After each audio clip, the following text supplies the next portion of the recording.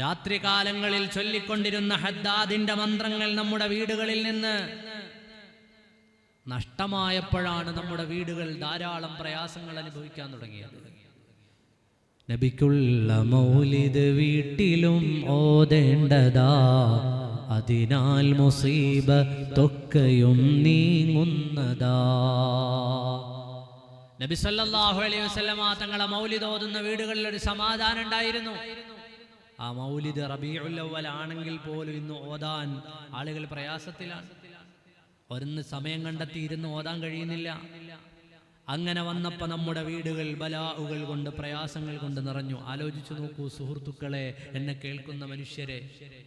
ആമിന ബീവി റളിയല്ലാഹു അൻഹയുടെ കൂടെ മദീനയിലെത്തിയ നേരത്ത് അവിടെ നിന്നാണ് നീന്തൽ പഠിച്ചത്. നമ്മൾ പല കുളങ്ങളിലും പല തോടുകളിലുമൊക്കെ യഥേഷ്ടം മുങ്ങിക്കുളിച്ചുകൊണ്ടിരുന്ന ആളുകളാണ്. പക്ഷെ ഇപ്പൊ എല്ലാവർക്കും ഭയമാണ്. ഇപ്പൊ എല്ലാവർക്കും ഭയം. കേരളത്തിലെ പത്രമാധ്യമങ്ങൾ നിങ്ങൾ നോക്കൂ, അമീബിക് മസ്തിഷ്ക ജ്വരം, മൂക്കിലൂടെ കയറി തലച്ചോറ് തിന്നുന്ന ജീവി. എവിടെ, എങ്ങനെയാണത് ഉണ്ടാവുക? ഈ കുളങ്ങളിൽ പൂളുകളിലൊക്കെ മുങ്ങിക്കുളിച്ച് അതിലൂടെയാണ്, മൂക്കിലൂടെ കയറിയിട്ട്. എത്ര ആളുകളാണ് ഹോസ്പിറ്റലുകളിൽ അഡ്മിറ്റ് ആയിട്ടുള്ളത്? അതിമാരകമായ രോഗങ്ങളിൽ ഒന്നായിട്ടാണ് അതിനെ കണക്കാക്കുന്നത്. പ്രിയപ്പെട്ട സഹോദരങ്ങൾ, മനസ്സിലാക്കാൻ പറയാം, എത്ര